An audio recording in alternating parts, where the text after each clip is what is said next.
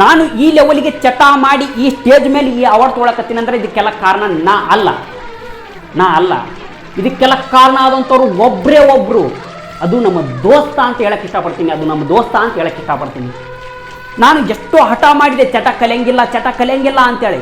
ಅವಾಗ ನನಗೆ ಅವ ಒಂದು ಮಾತು ಹೇಳಿದ, ನೀ ಅಂತ ಮಬ್ಬ ಸುಳ ಮಗ ಅದೀವೋ, ನಂಗೆ ಸುಳ ಮಗ ಚಟ ಕಲಿಲಿಕ್ಕಂದ್ರ ನೋಡು, ಮನುಷ್ಯ ಆಗಿ ಹುಟ್ಟಿದ ಮ್ಯಾಗ ಚಟ ಕಲಿಬೇಕು.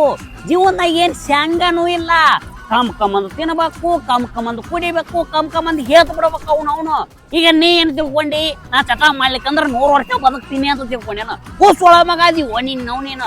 ಈಗ ನೋಡು, ನಮ್ ಕಾಕನ್ ಮಗನ್ ಫ್ರೆಂಡ್ ಒಬ್ಬವ ಒಂದು ಚಟನೂ ಮಾಡ್ತಿದ್ದಿಲ್ಲ, 20 ವರ್ಷಕ್ಕೆ ನಿಗರ್ ಹೋಗ್ಬಿಟ್ಟ. ಆ ಕಡೆ ಜೀವನದಾಗ ಏನ್ ಸುಖನೂ ಅನುಭವಿಸ್ಲಿಲ್ಲ, ಹೋಗ್ಬಿಟ್ಟ ಅವನು. ನೀನು ಅವ್ ನಂಗೆ ನಿಗಿರಿ ಹೋಗ್ಬಿಟ್ರಿ ಏನ್ ಮಾಡವ? ಅದಕ್ಕೆ ಹೇಳತ್ತೀನಿ, ಚಟ ಕಲಿ ನೀನು. ತಗೋ ಬೀರ್ ಕುಡಿ. ಹಿಂಗೇಳಿ ಅವತ್ತು ನನಗೆ ಚಟ ಕಲಿಸ್ತೇವ. ಅವತ್ತಿಂದ ಚಟ ಕಲಿಯಕ್ಕೆ ಸ್ಟಾರ್ಟ್ ಮಾಡಿ ಇವತ್ತಿನ ಮಟ್ಟಿಗೆ ನಾನು ಈ ಸ್ಟೇಜ್ ಮೇಲೆ ನಿಂತು ಈ ಲೆವೆಲ್ಗೆ ಅವಾರ್ಡ್ ತಗೊಳ್ಳೋ ರೇಂಜಿಗೆ ಬೆಳೆದಿನಿ ಅಂತಂದ್ರೆ ಅದಕ್ಕೆಲ್ಲ ಕಾರಣ ನಮ್ಮ ದೋಸ್ತ ಅಂತ ಹೇಳಕ್ಕೆ ಇಷ್ಟಪಡ್ತೀನಿ. ಅವ ಇಲ್ಲೋ ಇದಾನ, ನಿಮ್ಮ ಮಧ್ಯನ ಅದಾನ.